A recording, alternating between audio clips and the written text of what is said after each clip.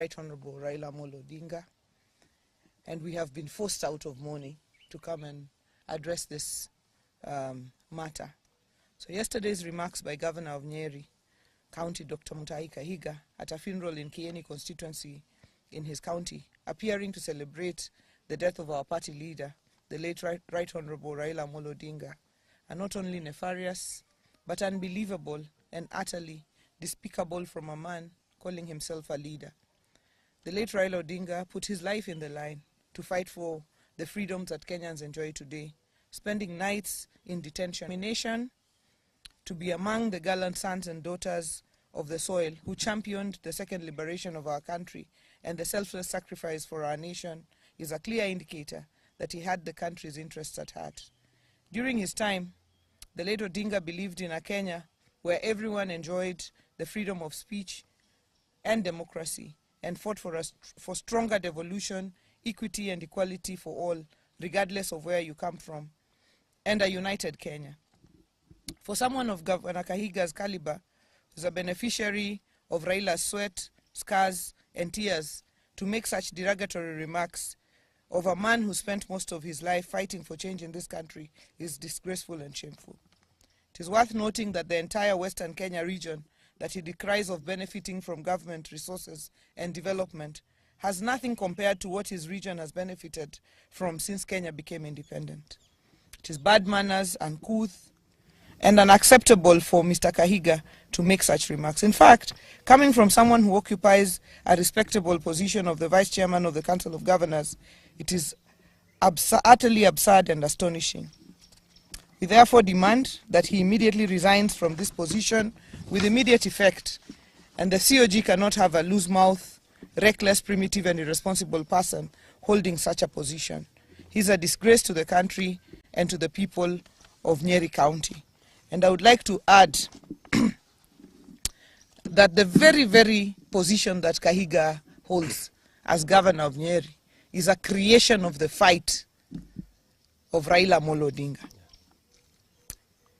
And we know that there is politicians like Kahiga who in the life of Raila Odinga have used him as a bogeyman to scale their own political heights there. But it is shocking that they continue to make Raila a bogeyman in his death. And what I know is that Kahiga does not speak for himself. Kahiga is the spokesperson of Rigathi Gachagua. Rigathi Gachagua mocked Raila's illness and asked whether he was a virus and whether Kalonzo was a bacteria. To date, Rigathi Gachagua is yet to mourn Raila Odinga. Raila Odinga, who braved political tensions to go and mourn his brother, the late Nderitu Gachagua. And therefore, we note now that anyone who associates with Gachagua and his ilk like Kahiga cannot be our friend. The line is drawn. Yes. Any person who associates with Gachagua, Kahiga, they cannot be our friends. Yes. Whether they are in our party or outside our party. Yes. Kahiga has drawn the line. Yes. To mock, he has crossed the Rubicon. We have crossed that line now. To mock Raila Odinga in his death, to mock him in his life, we could respond. But to mock him in his death, no. Any person who associates with Gachagua, with Kahiga, with that lot, can never, ever be our friend. Because the principle is, the enemy, the friend of your enemy is your enemy. This morning at 9 o'clock, we have a meeting of the Council of Governors. And I, as the chairperson of the party, will be moving a motion to remove Kahiga as the vice chairman of the Council of Governors. Yeah. He can lead in his village, but he cannot lead us at a national level. That's true. I want to ask my colleagues, Anthony and Jared and the leadership of the Assembly, if they have something to add. Ladies and gentlemen, we are shocked beyond words by the reckless statements as advanced by Kahiga. We all know that he revels in death because he's a beneficiary of death. Without the death of Dr. Gakuru, Kahiga would be nobody and would be nothing. So anything touching on death, he seems to take great pleasure out of. But as a community, we just want to remind him, because his memory is so short, that we have been out of government since time immemorial. But we've always been here. The only government that has given us full recognition is this of President William Samoei Ruto. And as my chair has ably said, the line has been drawn. We will not seek any friendship with Gachagua and his surrogates, because again, we are privy to a meeting that was held yesterday between Gachagua, Kahiga, and some of their ilk that came up with the deliberations to have that statement made as it was. As a community, we have absolutely no problem with our Kikuyu brothers and sisters. We marry them, we work with them, we associate with them. We've got friends all across the Mount Kenya region. But Kahiga and Gachagua, as we go into our next elections, Baba put us into this government, and we have to make that very clear. And this government, we shall stay. Anybody harboring any ambition of approaching us, time is long gone. We are not ready for any further association, any further negotiation, but with this government. Thank you. Thank you very much. I also want to join my friends in condemning the words of Governor Kahiga as primitive and uncalled for. You will recall that Gachagua, and I agree with our governor here when he says that the owner of this dog, and permit me for using that word, is Rigathi Gachagua himself. So we must place this filth at the doorsteps of Honorable Rigathi Gachagua. You will recall that Honorable Rigathi Gachagua, during the time that he was deputy president, made it his sole purpose to pursue Raila Odinga, saying that he would encircle State House and make sure that Raila does not step into State House. He has continued to pursue Raila in his death. This we will not accept.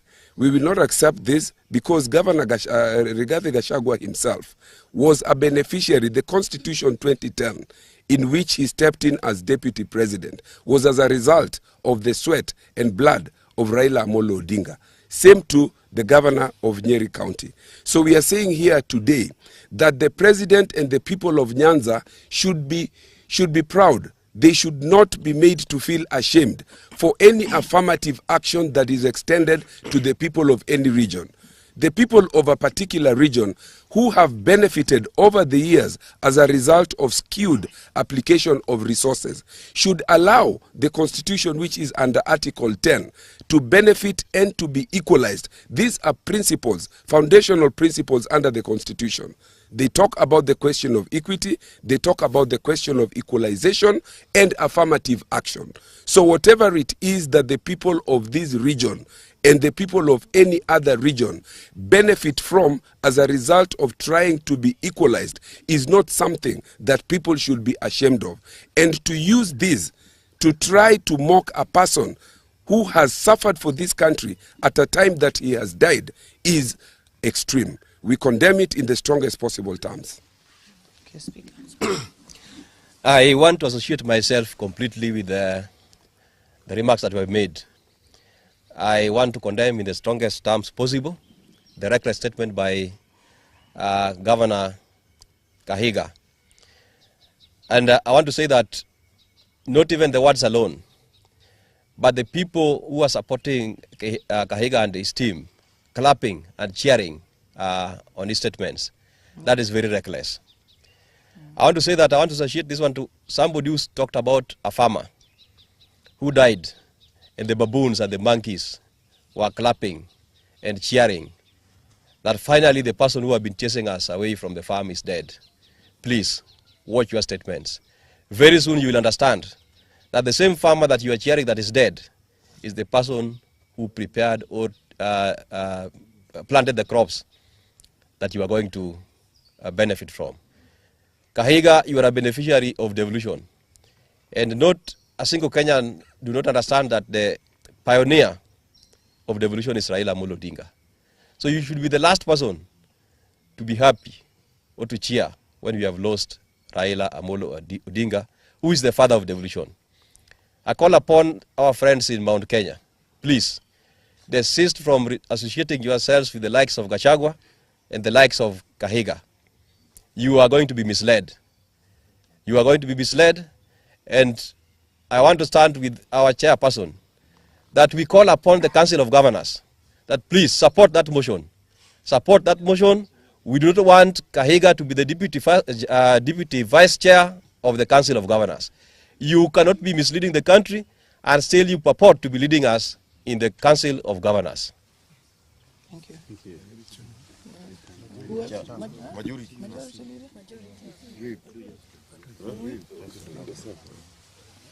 Thank you very much, Your Excellency and members of the press. As the chair of ODM in this, as the vice chair of ODM in this region, I want to associate my sentiments with the statements made by my chair, Governor Gladys Wanga, and the colleagues, members of parliament. I want to say that as ODM members in this region, we want to urge our members to stay calm as we approach this issue in a sober mind. We heard yesterday that Gachagua and his team were supposed to pay homage to the home of Raila Amolo Odinga. We urge Gachagua, never, never, don't step in Bondo. Don't step in Bondo, as your statements are not very, very friendly to us as ODM. Otherwise, I urge our members to stay calm as we approach this issue in a sober mind. Otherwise, thank you and thank you very much. Question? Thank you very much. So there's one.